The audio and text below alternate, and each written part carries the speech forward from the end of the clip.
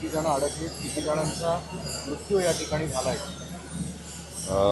मोसी येथे घनकचरा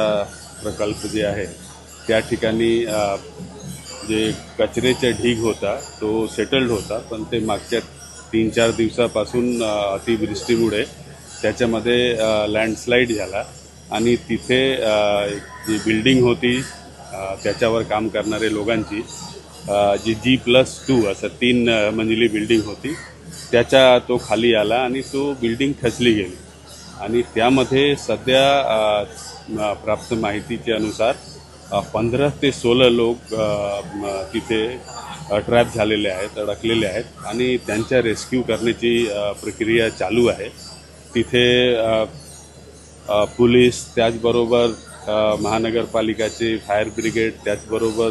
NDRF, आर्मीची तुकडी आणि त्याचबरोबर डॉक्टर्सची टीम हे सगळे तिथे उपस्थित आहेत आणि त्यांची रेस्क्यू ऑपरेशन जे आहे ते चालू आहे. तर प्रायमा फेसी लोकांना बाहेर काढण्यात यश आले किंवा काय नेमकं?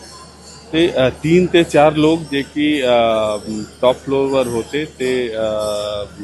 तिथे भिंत तुटली आणि त्यामुळे ते रेस्क्यू झाले. तर प्रायमा फेसी काय रिझन आहे की जर ती एवढी मोठी बिल्डिंग असेल तर अचानकपणे कोसळण्याचं काय प्रायमा नाही, ती जी बिल्डिंग आहे आपण पाहिलं तर ते त्याच्या ठीक पाठीमागे कचऱ्याचा फार मोठा लिगेसी ढीग आहे, जुना ढीग आहे आणि तो ढीग जो आहे तो